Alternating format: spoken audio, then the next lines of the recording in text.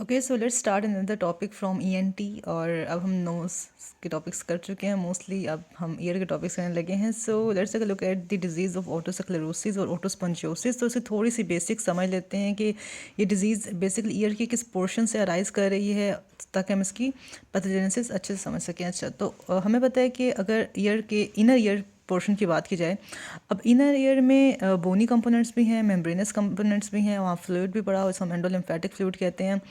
तो otic labyrinth है, then we have periotic space, then we have the otic capsule. Otic labyrinth की बात की जाए तो इसमें सारे you can say membranous portions हैं, जिसमें एंडोलिम्फेटिक डक्ट आता है, सेमी सर्कुलर डक्ट्स आते हैं, यूट्रिकल का पोर्शन आता है, सेक्यूल का पोर्शन आता है, कोक्लिया का पोर्शन आता है। ये सब मेम्ब्रेनस कंपोनेंट्स है ना इनर ईयर के। इसके अलावा पेरियोटिक स्पेस होती है, जिसके अंदर वेस्टिब्यूल का पोर्शन आता है, स्केला टेम्पिनाई, स्केला वेस्टिबुलाई, जहाँ पर फ्लूइड पड़ा होता है, एंडोलिम्फेटिक फ्लूइड। ठीक है। अच्छा, देन पोर्शन आता है ओटिक कैप्सूल का, जो कि बोनी पार्ट है इनर ईयर का, और इसको बोनी लेब्रिंथ भी कहते हैं। इसकी एक एंडोस्ट्रियल लेयर, एक इसकी एंडोकॉन्ड्रल लेयर। जैसे नाम से पता चला, एंडोस्ट्रियल लेयर में बोन होगी, और जो एंडोकॉन्ड्रल लेयर उसमें कार्टिलेज होगा, लेकिन ये कार्टिलेज ऐसा कार्टिलेज है जिसने लेटर ऑन ऑसिफाई होकर बोन ही बनाना है। ठीक है।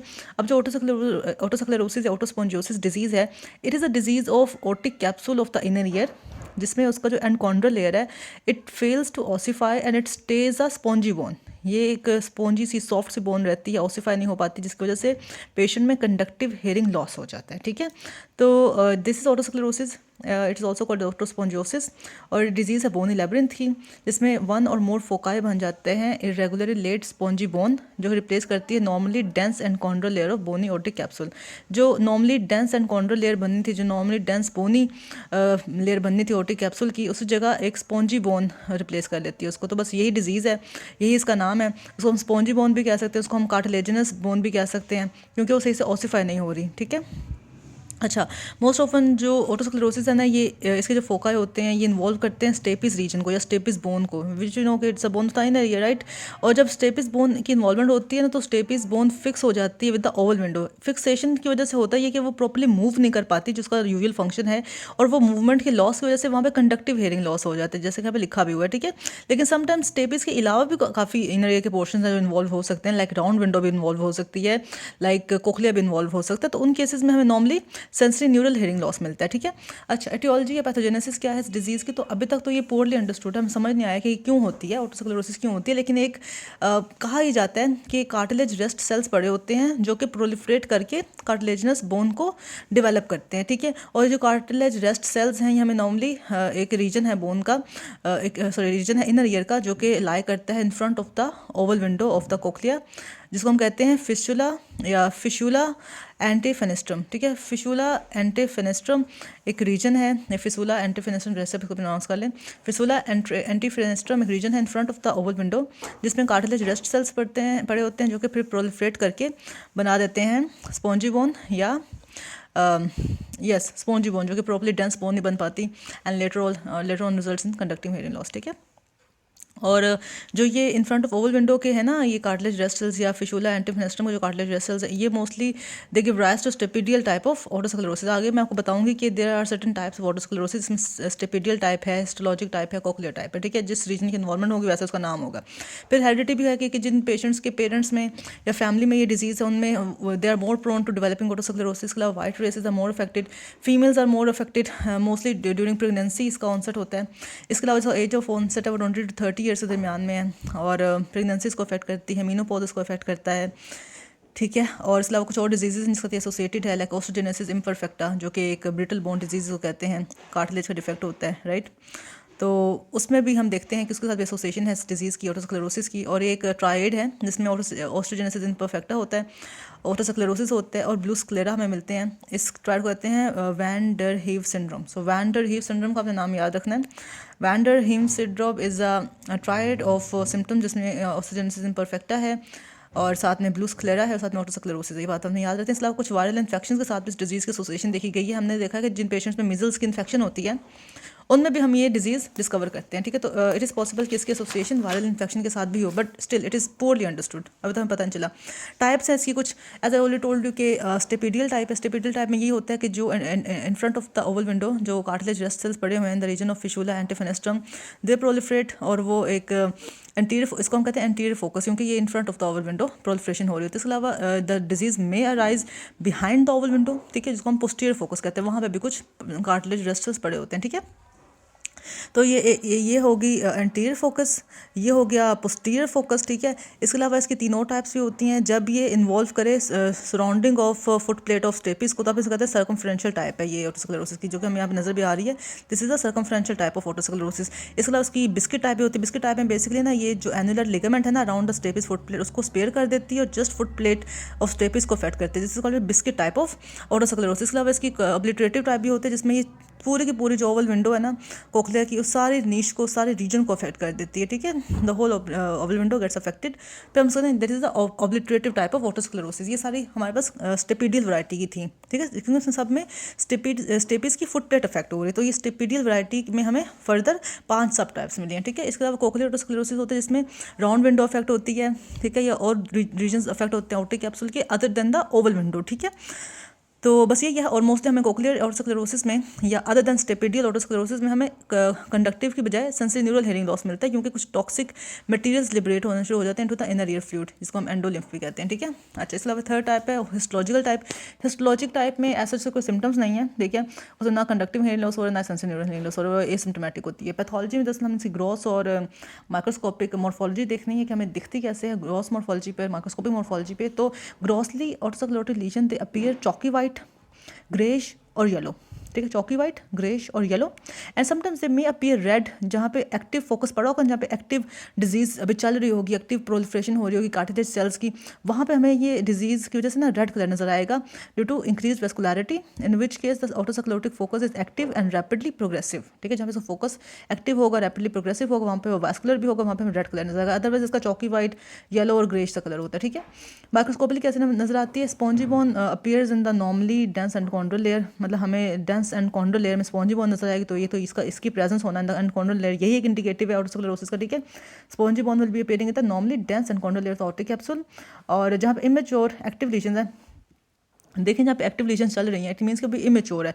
जब लीजन एक्टिव नहीं होगी, जब वो डोरमेंट हो जाएगी, इट मीन्स कि वो मैच्योर हो चुकी है, ऐसी बात है, राइट। तो जो इमेच्योर एक्टिव लीजन्स हैं वहाँ पे हमें न्यूमरस मैरो और वैस्कुलर स्पेसेस मिलेंगी, और हमें वहाँ प्लेंटी ऑफ ओस्टियोब्लास्ट नजर आएंगे, ऑस्टियोक्लास्ट नजर आएंगी, और सीमेंट सब्सटेंस नजर आएगी जो कि स्टेन करती है ब्लू, जिसको हम ब्लू मेंटल्स भी कहते हैं, with the eosin haematoxylin stand, ठीक है।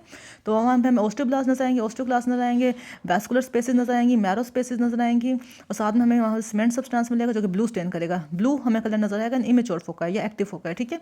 और जहाँ पे मेच्योर फोका पड़े होंगे वहाँ पे वेस्कुलरिटी कम होगी, वहाँ पे ज़्यादा बोन होगी, फिब्रिलर सब्सटेंस ज़्यादा होगी as compare to the cementum, और वो रेड स्टेन करेगी, ठीक है। वहाँ पे ज़्यादा क्या होगी? बोन होगी, फिब्रिलर सब्सटेंस ज़्यादा होगी, वैस्कुलर सब्सटेंस कम होगी, तो वो ब्लू नहीं स्टेन करेगा, वो रेड स्टेन करेगा। बस आपने ये बात याद रखनी है। अच्छा, इसके अलावा इसके सिम्टम्स इंपॉर्टेंट है। हेयरिंग लॉस जो कि कंडक्टिव भी हो सकता है, सेंसरी न्यूरल भी हो सकता है, और ये बायलैटरल हेयरिंग लॉस होता है, साथ में इंसीडियस होता है, एकदम से नहीं होता, स्लो उसकी प्रोग्रेशन और पेनलेस होता है, ठीक है। पैराक्यूसिस विलिसी का फिनोमेना से पूछा जाता है, जो कि आसान ही है। पैराक्यूसिस विलिसी ये कहता है कि the otosclerotic patients they hear better in noisy environments or loud environments as compared to in a quiet environment. वो इसलिए क्योंकि the other person speaking will be speaking in a loud voice, तो they understand the voice better when it is loud, which make sense. ऊंची आवाज़ में इंसान बात करता है, जब किसी शोर वाले एरिया में होता है, तो वो इसी वजह से जो पैराक्यूसिस विलिस है, यही प्रोसेस है कि ऑटोस्क्लेरोटिक पेशेंट्स जो लाउड या नॉइजी इन्वायरमेंट में ज़्यादा अच्छे सुनते हैं।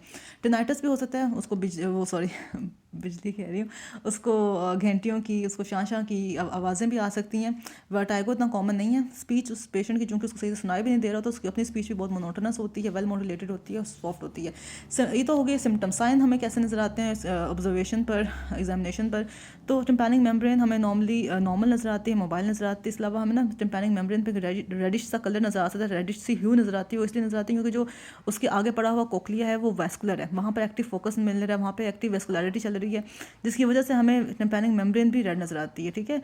क्योंकि टिम्पैनिक मेम्ब्रेन इसलिए हमें रेड नजर आती है क्योंकि जो प्रोमोन्ट्री का रीजन है वो हमें नजर आ रहा था थ्रू द टिम्पैनिक मेम्ब्रेन, उसको कहते हैं श्वार्ट्ज साइन। श्वार्ट्ज साइन पूछे जा सकते हैं आपसे अक्सर, श्वार्ट्ज साइन क्या होता है? The reddish appearance of the tympanic membrane due to the presence of vascular focus on the promontory, ठीक है, या due to the presence of active focus with increase vascularity on that promontory, that is called as Schwartz sign, ठीक है। रिस्ट्रेशन tube normally function normal होता है, tuning फोक test इसलिए अच्छा इसमें हमें एक बात होता है ना कि मोस्टली हमें स्टेपिडियल टाइप में कंडक्टिव हियरिंग लॉस मिलता है, यही बात है। तो जो हमें रीने टेस्ट मिलेगा वो नेगेटिव मिलेगा क्योंकि इसमें बोन कंडक्शन बड़ी होगी as compare to air conduction, क्योंकि इसमें कंडक्टिव हेयर लॉस है, यही वजह, ठीक है। और जो वेबर टेस्ट है वो लेटरलाइज हुआ होगा टुवर्ड्स द अफेक्टेड एयर, ठीक है। और क्योंकि अगेन उस कान में सेंसरी न्यूरल हेयरिंग से ज़्यादा होगा ना as compare to sensory neural hearing तो ठीक होगी ना as compare to conductive hearing loss, ठीक है। तो Weber will be lateralize to the ear with greater conductive loss, ठीक है। अफेक्टेड एयर की तरफ लेटरलाइज हुआ होगा और साथ में रीने टेस्ट में नेगेटिव मिलेगा क्योंकि बोन कंडक्शन ज़्यादा है as compare to air conduction. और इसकी प्योर टोन ऑडियोमेट्री की फाइंडिंग्स इंपॉर्टेंट है। हम प्योर टोन ऑडियोमेट्री देखते हैं उसमें हमें एक तो हमें इसमें मिल रहा है कि कंडक्टिव हेयरिंग लॉस है। कंडक्टिव हेयरिंग लॉस हम ऐसे देखते हैं कि अगर एक लाइन और दूसरी लाइन में गैप हो बीच में, नॉर्मली ये दोनों लाइंस एक ही लाइन पे आनी चाहिए ना, अगर दोनों में गैप है इट मीन्स कि कंडक्टिव हेयरिंग लॉस है, ठीक है। दूसरा ये कि जो ऊपर वाली, इसमें हमने कहा कि बोन कंडक्शन ज़्यादा है इसका टू एयर कंडक्शन, ठीक है। तो जो ऊपर वाली लाइन है वो बोन कंडक्शन, नीचे वाली एयर कंडक्शन की। और जो बोन कंडक्शन की लाइन है इसमें आप एक डिप देख रहे हैं, नॉर्मली लाइन चल रही बीच में डिप आ गई एट 2000 हर्ट्स। तो इस नॉच को हम कहते हैं कारहार्ट्स नॉच, और ये कैरेक्टरिस्टिक है किसकी? ऑटोस्क्लेरोसिस की। ऑटोस्क्लेरोसिस में हमें 2000 हर्ट्स पे बोन कंडक्शन पे एक डिप मिलती है, आइडेंटिफाई करना है, ये ऑस्पे में भी आ सकता है, ठीक है। अच्छा, और इसको हम कारहार्ट्स नॉच कहते हैं, ठीक है। बस ये बात होगी। ट्रीटमेंट इसका मेडिकल तो नहीं है इतना इंपॉर्टेंट क्योंकि सोडियम फ्लोराइड हमने कहा हम यूज़ कर सकते हैं to hasten the maturity of active focus and to arrest the cochlear loss, लेकिन ये इसकी अभी तक कोई हमें सेटिस्फाइंग रिजल्ट्स नहीं मिले, ठीक है। सर्जिकल ट्रीटमेंट बहुत इंपॉर्टेंट है इसका। स्टेपिडेक्टमी कर सकते हैं, स्टेपिडोटमी कर सकते हैं। Stapedotomy means the making a hole in the stapes process या स्टेपिस फुट प्लेट, ठीक है। और stapedectomy means removing the stapes foot plate या removing the whole of stapes and placing a prosthesis, ठीक है। प्रोस्थेसिस कैसा हो सकता है? टेफ्लॉन पिस्टन भी हो सकता है, ठीक है, और स्टेनलेस स्टील पिस्टन भी हो सकता है, प्लैटिनम टेफ्लॉन पिस्टन भी हो सकता है, और टाइटेनियम टेफ्लॉन पिस्टन भी हो सकता है। तो platinum Teflon, titanium Teflon piston इस स्टील पिस्टन, ठीक है। और हम ये करते हैं कि ऑटोस्क्लेरोटिक जो स्टेपिस उसको रिमूव करते हैं, प्रोस्थेसिस इंसर्ट कर देते हैं, बस यही है। और कॉन्ट्राइंडिकेशंस इंपॉर्टेंट है कि हम किन पेशेंट्स में ये स्टेपिस की सर्जरी या स्टेपिडेक्टमी नहीं कर सकते। तो एक तो हम उनमें नहीं कर सकते जिनमें एक ही कान हो सलामत, ठीक है, जो द ओनली हियरिंग एयर है, तो उसमें हम सर्जरी नहीं कर सकते क्योंकि इट इज़ पॉसिबल कि सर्जरी के बाद उसको सेंसरी न्यूरल हियरिंग लॉस शुरू हो जाए, तो उन केसेस में हम हियरिंग एड्स तरफ जाते हैं। इसके अलावा जिन पेशेंट में मेनियर डिजीज़ है, लाइक एंडोलिम्फ ज़्यादा है उनका, ठीक है, उनमें हम नहीं करते क्योंकि इट इज़ पॉसिबल कि सर्जरी के बाद उनको अगेन वर्टाइगो की कंप्लेंट शुरू हो जाए, ठीक है, या सेंसरी न्यूरल हियरिंग लॉस शुरू हो जाए, ठीक है। थर्ड हम चिल्ड्रन में नहीं करते, यंग चिल्ड्रन में इसलिए नहीं करते क्योंकि उनमें यूसेशन ट्यूब के डिफेक्ट्स बहुत ज़्यादा कॉमन होते हैं। इसके अलावा उनमें जो बोन्स होती हैं उनकी डेफिनेटली साइज़ ग्रो कर होता है, तो उसका जो ऑटोस्क्लेरोटिक फोकस होता है वो भी ग्रो कर सकता है, जिसके नतीजे में जो हमारी ओवल विंडो है रिक्लोजर हो जाता है, ठीक है।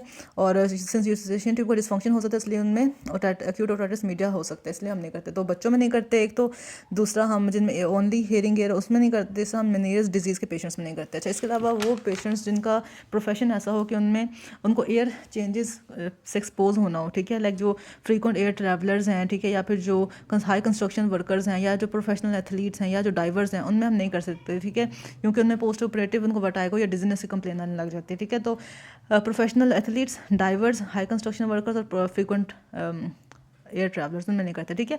अच्छा, इसके अलावा उन पेशेंट में भी नहीं करते जिन जो एक्सपोज हों टू नॉइज इन्वायरमेंट्स, क्योंकि इसमें हम क्या करें, स्टेपिस को रिमूव करें तो समटाइम हमें स्टेपिडियस मसल का टेंडन भी काटना पड़ता है। स्टेपिडियस का रोल क्या होता है? To save our ears from excess of noise या नॉइज ट्रॉमा से बचाने के लिए। तो वो लोग जो नॉइज इन्वायरमेंट में काम करते हैं उनमें भी हम स्टेपिडेक्टमी नहीं करते, ठीक है। इसके अलावा वो पेशेंट जिनमें डिजीज चल रही हो, ओटाइटिस एक्सटर्ना की या टिम्पैनिक मेम्ब्रेन की परफोरेशन हुई हो, या एक्सोस्टोसिस जो कि बिनाइन कार्टिलेजिनस ग्रोथ होती है ऑन अ बोन, ठीक है, या ये डिजीज़ हो, तो पहले हम इन डिजीज़ को क्योर करते हैं, देन हम उनमें ऑटोस्क्लेरोसिस की सर्जरी कर सकते हैं या स्टेपिडेक्टमी कर सकते हैं। इसके अलावा प्रेगनेंसी में कॉन्ट्राइंडिकेटेड होते हैं और ये सर्जरी हम लोकल एनेस्थीसिया के अंडर करते हैं, ठीक है। तो हमने क्या क्या कॉन्ट्राइंडिकेशंस पढ़ी है इस डिजीज़ की सर्जरी के लिए? एक तो बच्चों में नहीं करते, एक तो हम जिनमें मेनियर्स डिजीज़ हो उसमें नहीं करते, इसमें अगर ओनली हियरिंग है उसमें नहीं करते, प्रोफेशनल वर्कर्स में नहीं करते, ठीक है, नॉइजी इन्वायरमेंट में काम करने वाले लोगों में नहीं करते, और साथ में हम जिनमें एक्सोस्टोसिस हो, एक्सटर्नल ओटाइटिस मीडिया हो, और सॉरी अटाइटिस एक्सटर्ना हो और साथ में बेनिंग मेम्ब्रेन परफोरेशन उनमें नहीं करते। तो ये इसकी कॉन्ट्राइंडिकेशन है। बाकी जो उसकी डिजीज़ की वजह है वो यही है कि कार्टिलेज रेस्ट सेल्स पड़े होते हैं, वो प्रोलिफरेट करना शुरू कर जाते हैं और एंडकॉन्ड्रल डेंस लेयर को कन्वर्ट कर देते हैं स्पॉन्जी बोन। बस ये इसकी पैथोजेनेसिस है। मॉर्फोलॉजी हम इसके देख चुके हैं। हमने श्वार्ट्ज़ में पढ़ लिया, हमने कार्हार्ट्स नोच के बारे में पढ़ लिया, हमने पैराकोसिस विलिसी के बारे में पढ़ लिया, हमने इसके ट्रीटमेंट ऑप्शंस के बारे में पढ़ लिया। तो that is all about otosclerosis.